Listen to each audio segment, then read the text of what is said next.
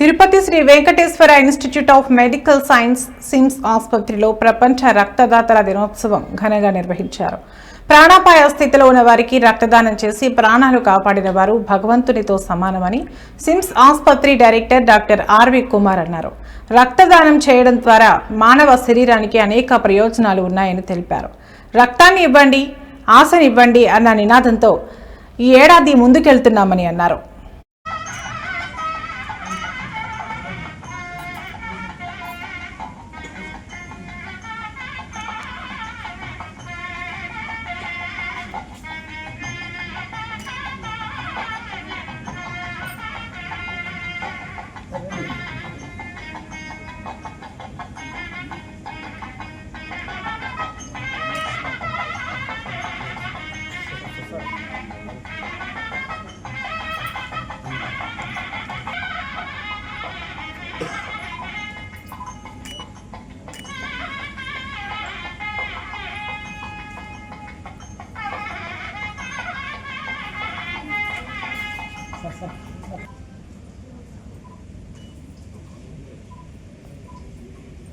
Humankind.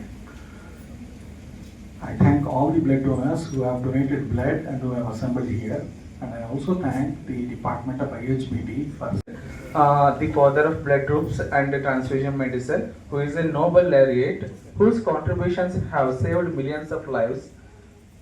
I now request the dignitaries to kindly offer floral tributes to Dr. Collins.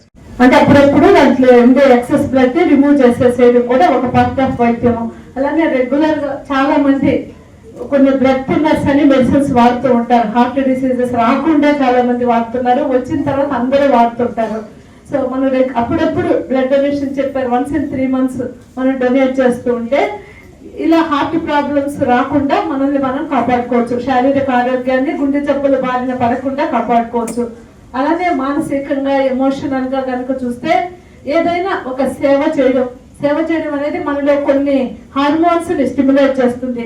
Dose అంటారు, dopamine, oxytocin, serotonin, endorphin, ఎన్కెఫలిన్స్.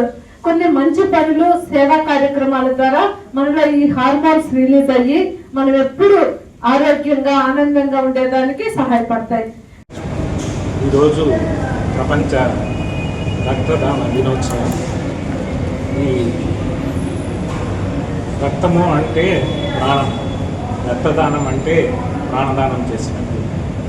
ఈ రక్తదానం వల్ల ఎంతోమంది బతుకుతున్నారు.